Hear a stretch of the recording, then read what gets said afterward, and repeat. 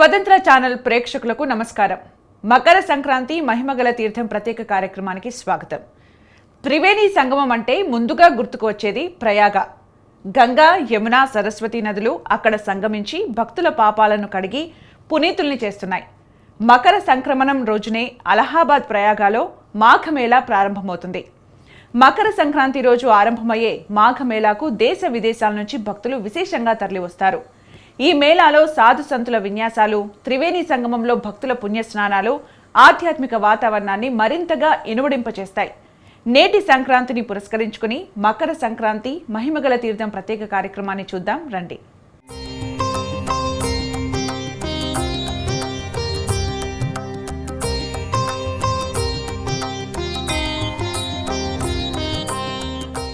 ప్రయాగ త్రివేణి సంగమంలో ప్రతి ఏటా మకర సంక్రమణం నుంచి శివరాత్రి వరకు మాఘమేళాను నిర్వహిస్తారు.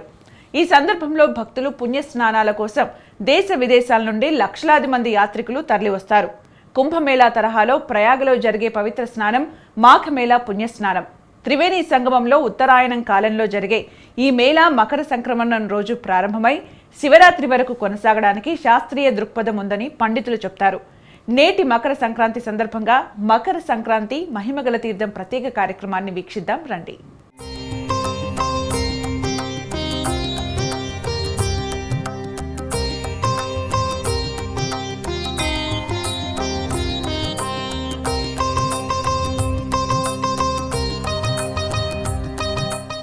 మన దేశంలో పుణ్యతీర్థాలు భక్తి ప్రవృత్తులకు నిలయంగా భాసిల్లుతున్నాయి.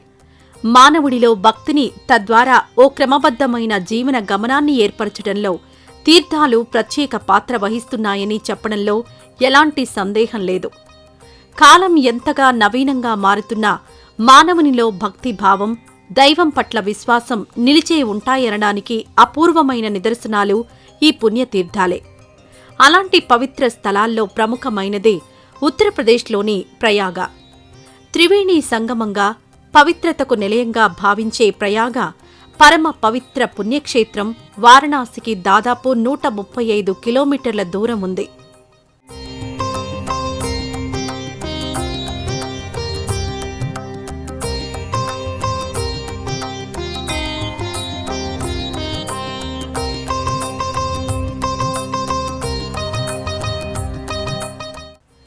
పవిత్ర త్రివేణి సంగమంగా పేర్కొనే అలహాబాద్ నగరాన్నే ప్రయాగగా వ్యవహరిస్తారు. 12 ఏళ్లకోసారి నిర్వహించే మహాకుంభమేళా మహోత్సవాలు ఈ ప్రయాగ పుణ్యక్షేత్రానికి మరింత శోభను సంతరించి పెడతాయి. దేశంలోని ప్రధాన నదులైన గంగా, యమునలు ఇక్కడ సంగమిస్తాయని, వీటితో పాటు సరస్వతీ నది కూడా ఇక్కడ అంతర్లీనంగా వచ్చి కలుస్తుందని చరిత్ర చెబుతోంది. అందుకు నిదర్శనంగానే ఇక్కడ నీళ్లు 3 రంగుల్లో కనిపిస్తాయి.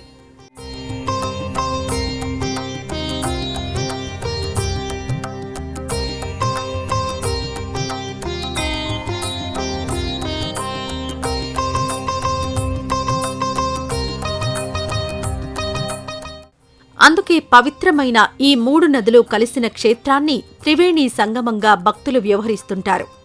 ఇంతటి మహత్యం ఉండడం వల్లే ఈ పవిత్ర త్రివేణి సంగమంలో స్నానమాచరిస్తే సకల పాపాలు హరించడంతో పాటు మానవులకు ఇహ పరలోక సౌఖ్యాలు అందివస్తాయని భక్తుల ప్రగాఢ విశ్వాసం. ఈ నేపథ్యంలోనే యుగ యుగాలుగా పవిత్ర నదీ స్నాన సంప్రదాయం ఇప్పటికీ కొనసాగుతోంది.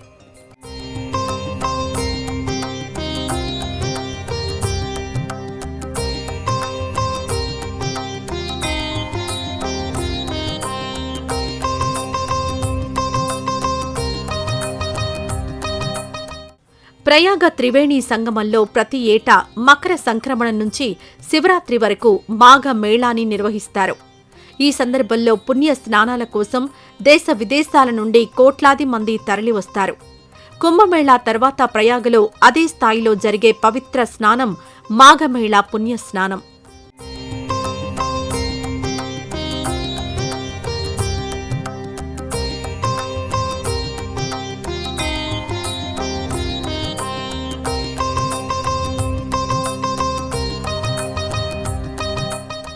దేశవ్యాప్తంగా ఉన్న తీర్థాల్లో ప్రయాగకున్న ప్రత్యేకత మరే తీర్థానికి లేదనే చెప్పాలి. ఏడాది పొడవునా ఏదో ఒక తీర్థానికి యాత్రికులు వస్తూనే ఉంటారు. ప్రతిరోజు ప్రయాగలో ఆధ్యాత్మిక వాతావరణం నెలకొంటుంది. కుంభమేళా తర్వాత ప్రయాగలో అదే స్థాయిలో జరిగే పవిత్ర స్నానం మాఘమేళా పుణ్యస్నానం. త్రివేణి సంగమంలో ఉత్తరాయణ పుణ్యకాలంలో జరిగే ఈ మేళా మకర సంక్రమణం రోజు ప్రారంభమవుతుంది. పౌష్య పూర్ణిమ, మకర సంక్రాంతి, మౌని అమావాస్య, వసంత పంచమి, మాఘ పూర్ణిమ, మహాశివరాత్రి రోజుల్లో త్రివేణి సంగమ స్నానం అత్యంత పుణ్యఫలదాయకమని భక్తులు విశ్వసిస్తారు.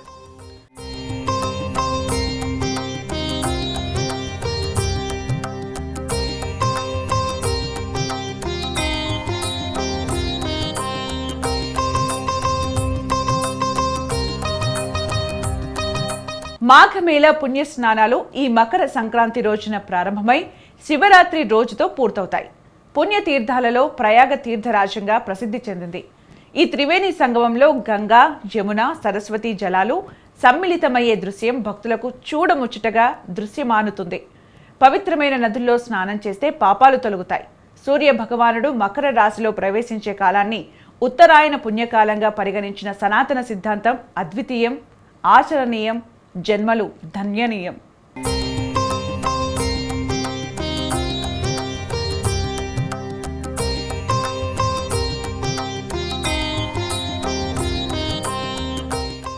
ఖగోళ సిద్ధాంతాన్ని అనుసరించి ప్రపంచవ్యాప్తంగా చాలా దేశాల్లో సంక్రాంతి పండుగ వైభవోపేతంగా జరుపుకుంటారు.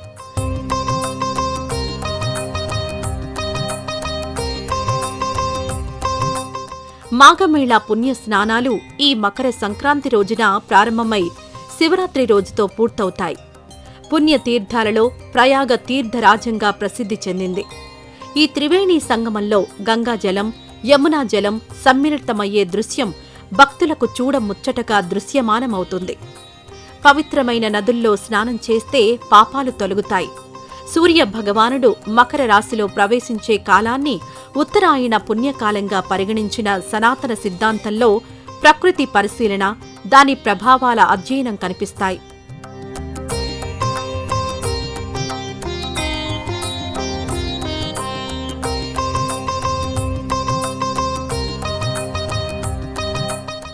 ఈ సంక్రమణ గడియలకు ముందు వెనకాల కాలమంతా పుణ్యతమం అని ధార్మిక గ్రంథాలు వివరిస్తున్నాయి.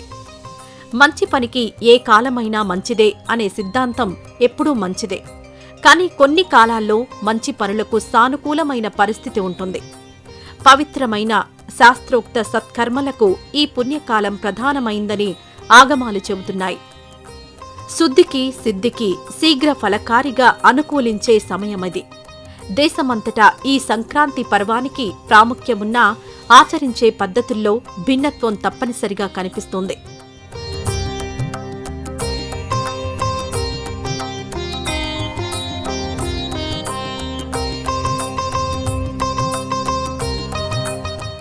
తిల సంక్రాంతిగా కొన్ని చోట్ల వ్యవహరించే ఈ పర్వంలో నువ్వుల్ని దేవతలకు నివేదించి పదార్థాల్లో, ప్రసాదాల్లో వినియోగిస్తారు. అంతేకాక తెల్ల నువ్వుల్ని, మధుర పదార్థాలను పరస్పరం పంచుకుంటూ శుభాకాంక్షలు తెలియజేసుకునే సంప్రదాయం ఉంది. త్రివేణి సంగమంలో పుణ్య స్నానాలతో పాటు మకర సంక్రాంతి గడియల నుండి శివరాత్రి ఉత్సవాల వరకు పితృతర్పణలను నిర్వహిస్తారు. అందుకే దేశ విదేశాల నుండి భారతీయులు మాఘమేళాకు యాత్రికులు విశేషంగా తరలివస్తారు.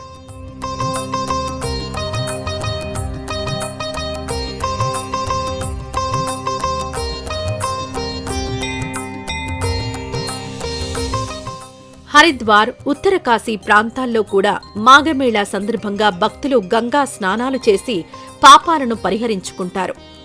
ఉత్తరకాశీలో 7 రోజుల పాటు ఘనంగా మాఘమేళాను నిర్వహిస్తారు.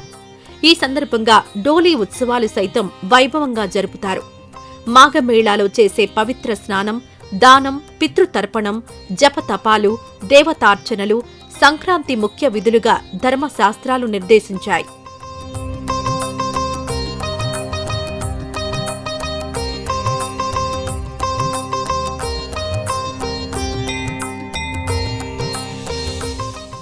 దేవతలు, తల్లిదండ్రులు, సాటి మనుషులు, ప్రకృతి పట్ల కృతజ్ఞతను, ప్రేమను ప్రకటించే పండుగల్లో ఈ సంక్రమణానికి ప్రాధాన్యం ఉంది.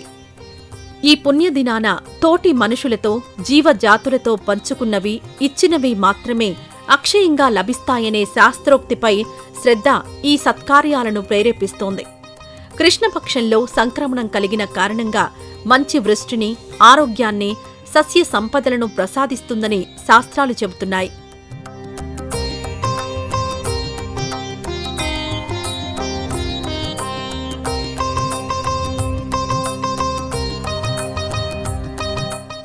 ఈ మకర సంక్రాంతి రోజున శివుడికి ఆవునేతితో అభిషేకం, నువ్వుల నూనె దీపం, బియ్యం కలిపిన తిరలతో పూజ, తిరలతో కూడిన పదార్థాల నివేదన అనేవి పుణ్య విధులుగా మనకు శాస్త్రాలు చెబుతున్నాయి. పుణ్య స్నానాలకు మకర మాసం అంటే చాంద్రమానం ప్రకారం రానున్న మాఘం ప్రముఖమైంది. కాబట్టి ఈ మకర సంక్రమణం రోజు నుంచి నదీ స్నానాదుల్ని అత్యంత పవిత్రమైనవిగా భావిస్తారు. అందుకే గంగా, యమున, సరస్వతుల సంగమమైన త్రివేణి తీర్థ స్నానం ఉత్తరాదిలో ఒక మహావిశేషం. ఈ రోజున ఏ పుణ్యనదిలోనైనా స్నానం విశేష ఫలప్రదం.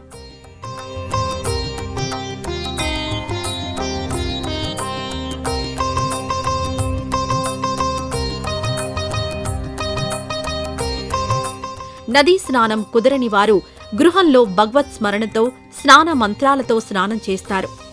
దానాల్లో ఈ రోజున వస్త్రదానానికి ప్రాధాన్యమిస్తారు. దేవి భాగవతం లక్ష్మీ ఆరాధనను ప్రధానంగా చెబుతోంది. సూర్యకాంతిలో పెరిగే ఆధిక్యం, శక్తి ఈ రెండూ సౌరశక్తి విశేషాలు. వాటిలో దైవీయమైన శక్తిని గ్రహించిన మహర్షులు ఈ పర్వాన సౌరశక్తి ఉపాసనగా పేర్కొన్నారు.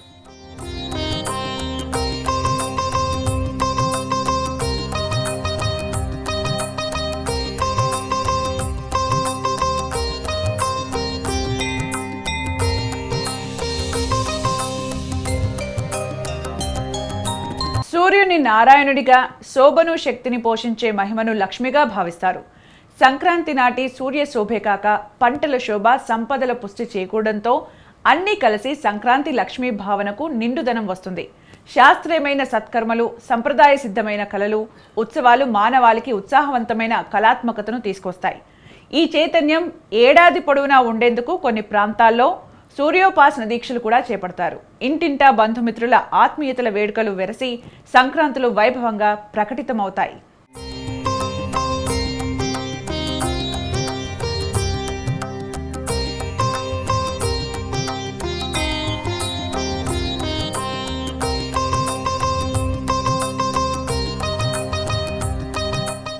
త్రివేణి సంగమ పుణ్యతీర్థం భక్తుల పాపాలన్నీ కడిగేసి నిష్కళంకులుగా తరింపజేస్తుంది.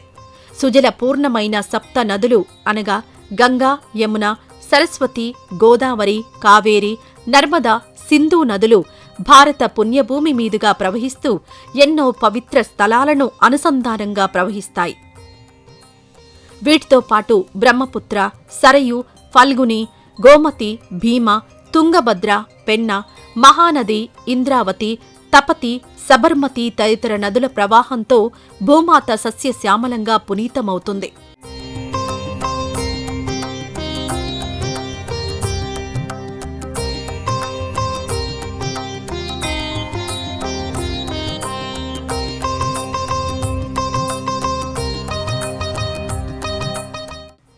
పవిత్ర నదులకు ప్రతి 12 సంవత్సరాలకొకసారి పుష్కరోత్సవాలు జరుగుతాయి.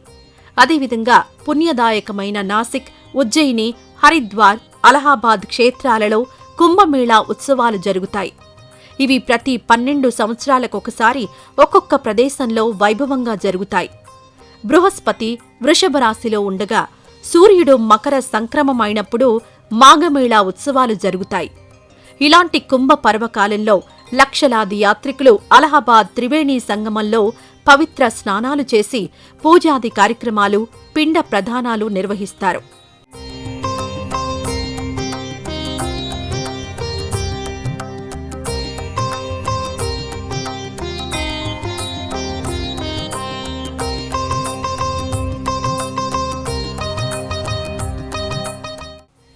ప్రయాగ క్షేత్రం త్రివేణి సంగమంతో పాటు అష్టాదశ శక్తి పీఠాలలో 14వది శ్రీ మాధవేశ్వరి శక్తిపీఠం.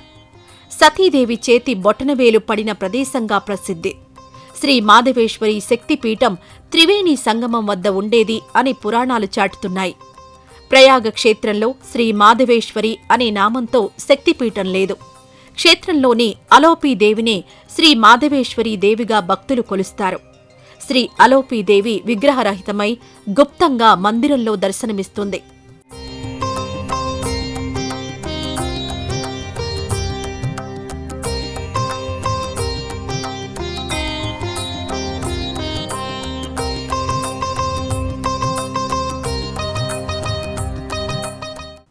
అలహాబాద్ రైల్వే స్టేషన్కు సుమారు 3 కిలోమీటర్ల దూరంలో గల దారాగంజి అనే ప్రాంతంలో అలోపీబాగ్లో అమ్మ దర్శనం చేసి తరించుకోవచ్చు. ఇది అలోపీ శంకరి శక్తిపీఠంగానూ మహేశ్వరీ పీఠంగానూ ప్రసిద్ధి చెందింది. విశాలమైన ప్రాంగణంలో అమ్మవారి మందిరం ఉంది. పీఠానికి మధ్య ఒక రంధ్రం దర్శనమిస్తుంది. దీనిపై అమ్మవారి ఊయల వేలాడుతూ ఉంటుంది. భక్తులు తెచ్చిన కొబ్బరికాయను పండాలు రంధ్రంలో అమ్మవారికి సమర్పిస్తారు. భక్తులు అమ్మవారి ఊయలను భక్తి శ్రద్ధలతో ఊపుతారు. మందిరం వెనుక భాగాన నవదుర్గలు, గణపతి, శివలింగ మూర్తులు దర్శనమిస్తాయి.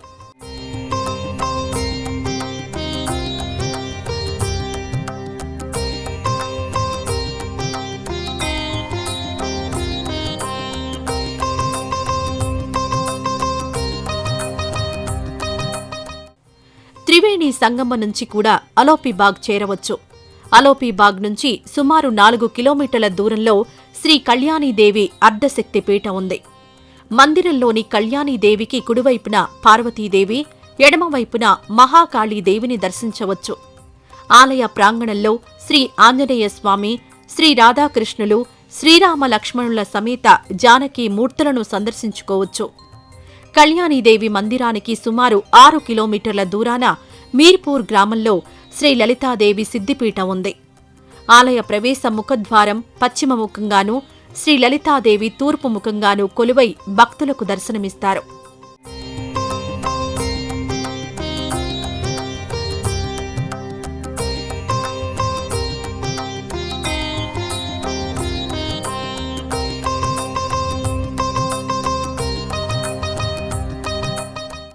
శ్రీ లలిత అమ్మవారికి ఇరువైపులా శ్రీ మహాలక్ష్మి, శ్రీ మహాసరస్వతి మూర్తులున్నారు. ఆలయ పూజారి శ్రీ లలితాదేవిని ప్రయాగ మాధవేశ్వరిగా వర్ణిస్తారు. ప్రా అంటే గొప్ప, యాగ అంటే యాగం. ఇది గొప్ప యాగం చేసిన ప్రదేశమైంది కాబట్టే ఈ ప్రాంతానికి ప్రయాగ అనే పేరు వచ్చిందంటారు. ప్రయాగలో అక్బరు నిర్మించిన కోటలో అనాదిగా ఒక వటవృక్షం ఉంది. దాన్ని అక్షయవటం అని పిలుస్తారు. ఈ వటవృక్షం శ్రీహరికి గొడుగుగా ఉంటుందని పురాణ సారం.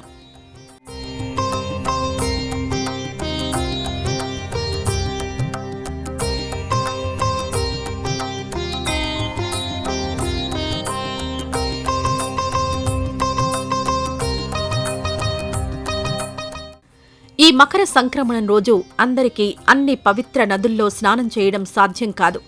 అందుకు ప్రత్యామ్నాయంగా మన ఇంటిలో స్నానం చేస్తూనే అన్ని పవిత్ర నదులను ఆ నీటిలోకి ఆవాహన చేసి స్నానం చేయడానికి వీలుగా ఒక శ్లోకం ఉంది.